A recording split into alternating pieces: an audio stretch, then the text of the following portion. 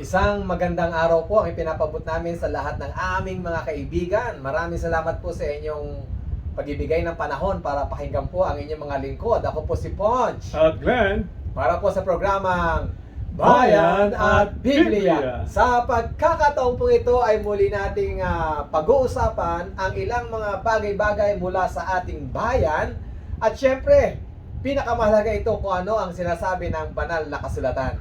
Kaya nga po sa pagkakataong ito ay nais namin bahagi sa inyo ang may kinalaman po sa ating pambansang manlalaro na ang sabi rito ay Pacman versus Olympic Dream. Ikaw partner, meron ka bang dream sa buhay?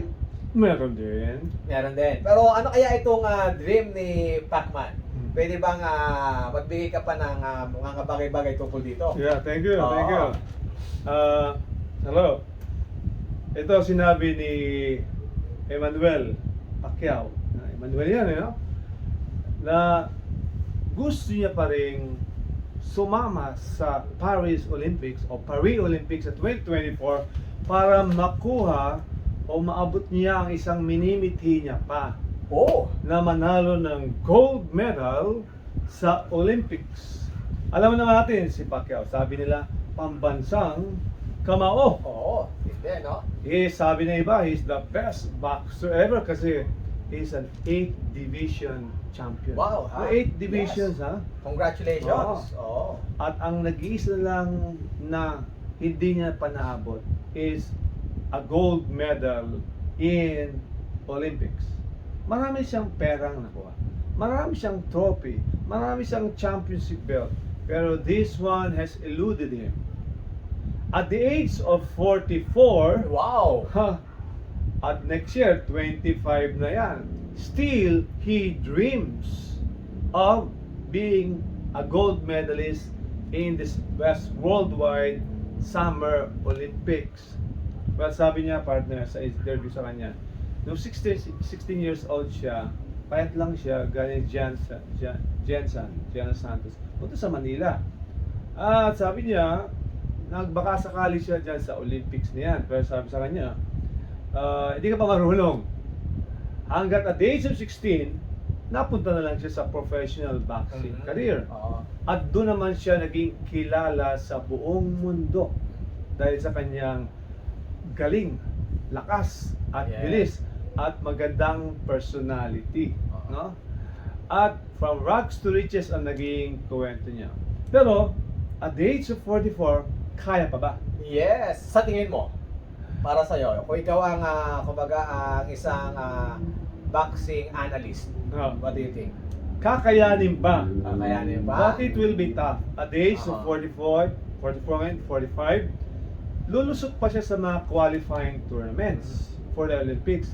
At sa Olympics, siyempre ang kalaban niya ay mga mas bata sa kanya. Kaya lang, he can contribute naman sa kanyang experience. Oo.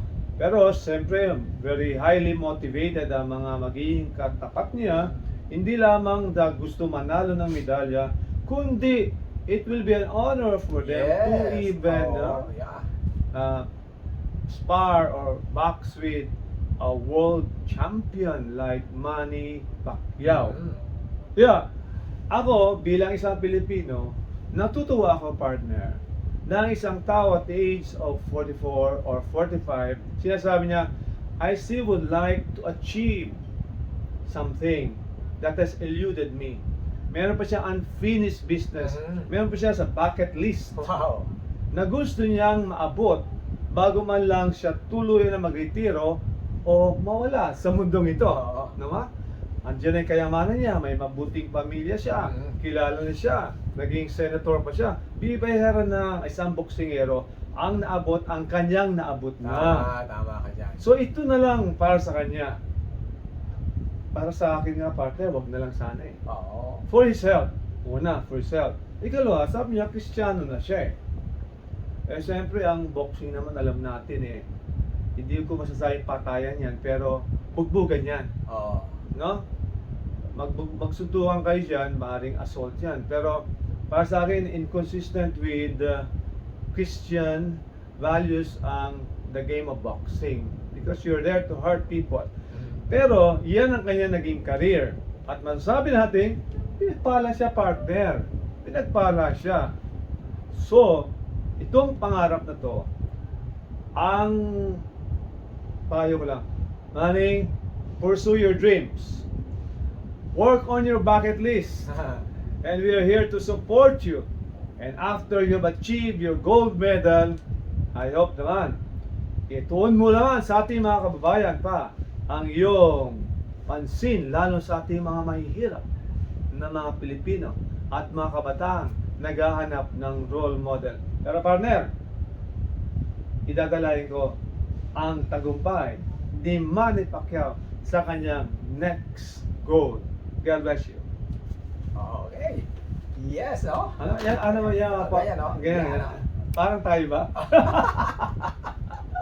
Ikaw si Manny, ako si Floyd. Yes. Alam nyo, napakasarap ng managinip. Yeah. Napakasarap na tayo ay gumawa ng plano. At napakabuti ng Diyos sa atin sapagkat pinagkalooban po tayo ng isang malayang pag-iisip na iplano ang buhay natin. At wala hong masama dyan. In fact, sabi nga po sa banal na kasulatan na ang Diyos mismo ay may plano rin para sa atin. Ito po sinasabi sa Jeremiah 29:11. Basahin po natin. Marami nakakalam po nitong talatang ito. Jeremiah 29:11. Babasahin ko po sa wikang Ingles ang mga paungusap. Ang sabi dito ay ganito, "For I know the plans I have for you, declares the Lord. Plans to prosper you and not to harm you. Plans to give you hope and a future." Ganda na po. Kaya nga ang Diyos na ating pinaglilingkuran, meron po siyang plano, meron siyang blueprint para po sa kanyang mga anak, sa kanyang mga iniligtas, sa mga sumasampalataya sa kanya. Ang importante lamang po ay magtiwala tayo sa kanya.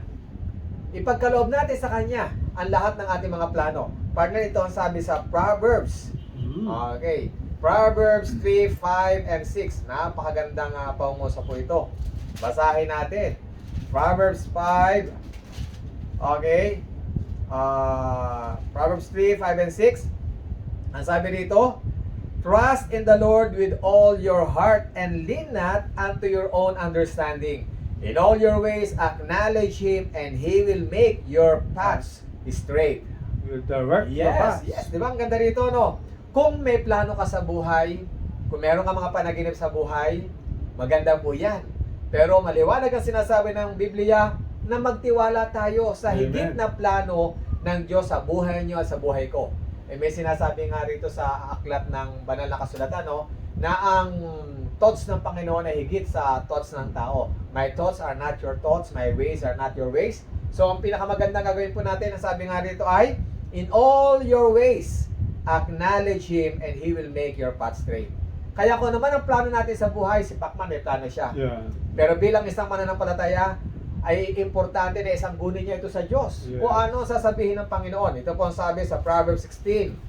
Proverbs 16, 1-3. Ang sabi dito, "To man belong the plans of the heart." Yan, nagkaplano tayo. Meron tayong gusto mangyari. "But from the Lord comes the reply of the tongue." Wow. Ibig sabihin, we may make our plans, but God has the last word. Yun ang magandang Right. attitude natin, magandang perspective sa buhay. Sige anak ko, magplano ka. Pero tandaan mo, acknowledge me, ako pa rin ang masusunod sa Yes. buhay mo. I Amen. have the last say. Importante yan. Verse 2, isang caution para sa atin sa mga nagkaplano. "All a man's ways seem innocent to him, but motives are weighed by the Lord." Marami tayong plano. Marahil sa paningin natin, tama yung plano natin. Tama yung ating activities. At marahil mabuti yan. Maganda yan. Marami kang mapapasya, maraming matutuwa. Maganda yung panukala mo. Pero ang Diyos lamang ang nakababasa ng iyong intensyon, ng iyong motibo. Right. So dahil sa ang Diyos lamang ang nakakaalam ng iyong motibo, anong gagawin natin? Verse 3, "Commit to the Lord whatever you do, and your plans will succeed." Ang sabi po ng banal na tala, well, magplano kayo, pero higit sa mga planong ito, importante na ating italaga po ito sa Diyos. At ang sabi po sa banal na tala, magtatagumpay tayo kung may blessing to the Lord. Ang ibang translation dito, your works, your plans will be established. Kaya nga po, kung ano man po plano meron kayo sa buhay, mga kabataan, yung mga gumagawa ng career path, career journey, mga vocations na meron tayo, wala hong masama na tayo magplano. Pero itatanong natin, gusto kaya ito ng Panginoon? Matutuwa kaya si God? Ito kaya ay kasama sa plano ni God? Ito kaya ay hindi maglalayo sa aking pananampalataya kay God? O sa mga planong ito, ako kaya ay mapapalapit sa Diyos?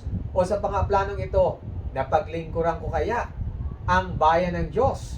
Ang komunidad na kung saan ako ay nabubuhay at naglilingkod? Marami mga tanong po na importanteng magbigyan ng kasagutan. Pero higit sa lahat ng mga tanong na ito, babalik po ako sa sinabi ko. Nagtiwala kaya tayo sa Diyos? Nagtalaga kaya tayo sa Diyos? At ang Diyos kaya ay may basbas sa mga planong ito? Well, paano malaman ko ito nasa plano ng Panginoon? Narito po ang kanyang salita. Narito ang kanyang salita na siya magtuturo sa atin ng nais ng Panginoon para sa ating buhay. Kaya nga mga kaibigan, kung ikaw ay may plano ngayon, may panukala ngayon, at naguguluhan ka, nalilito ka, narito ang Biblia na siyang magiging gabay mo. Gusto mo idalangin kita sa mga oras na to? Manalangin tayo. Dakilang Diyos, maraming salamat po sapagkat ikaw ay dakilang Diyos. Alam mo ang lahat ng mangyayari sa buhay namin. Narito po ang mga panukala namin, amin pong itinatalaga sa inyo. Panginoon, kung kayo ay masaya at bahagi po ito ng iyong dakilang plano para sa buhay namin, nawa Panginoon, kayo po ang magbasbas nito. Kayo po ang mag-establish sa mga planong ito at kayo po ang magbigay ng tagumpay. At sana wala po kaming ibang itataas kundi kayo na aming Panginoon Diyos, sapagkat ikaw ang karunungan, ikaw ang kaalaman, at ikaw ang pangunawa namin. Sa iyo po lahat ang nanggaling ang lahat ng mga bagay. Naway basbasan niyo po ang aming bansa, ang aming mga tahanan, ang bawat isa. At nawa Panginoon Diyos, huwag mawala sa aming plano, sa aming mga panaginip at panalangin, na makasama namin at makita namin kayo ng personal. O purihin po kayo Panginoon Diyos sa pangalan po ni Jesus. Amen. At amen. Mga minamahal na kaibigan, maraming salamat po sa inyong pagtangkilik sa programang Bayan at Biblia. Salamat din po sa aking pamilya na patuloy na dumadalangin at sumusuporta. At sa aming mga sponsors, na alam po namin na hindi nagkasawang umalalay po sa amin. At higit sa lahat, pasalamat tayo sa Diyos.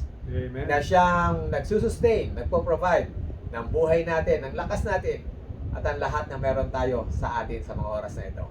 Maraming salamat po. Partner? Mga kaibigan, maraming salamat sa iyong patuloy na pagtangkilik sa programang Bayan at Biblia. While watching this, please press like. Yes. At kung hindi ka pa subscriber, please press subscribe. At i-share mo itong episode na to sa iyong mga kaibigan at pamilya. At kung yung panonood, sana tapusin mo ang buong episode. I would like to thank also partner, yung Yes. aking family for their moral and prayer support at sa Travel Light Ministries. God bless you. Yes, thank you. So maraming salamat po mga kaibigan. Muli ho nagpapaalam ang inyong mga lingkod. Ako po si Ponch. At then, Para po sa programang Bayan at Biblia.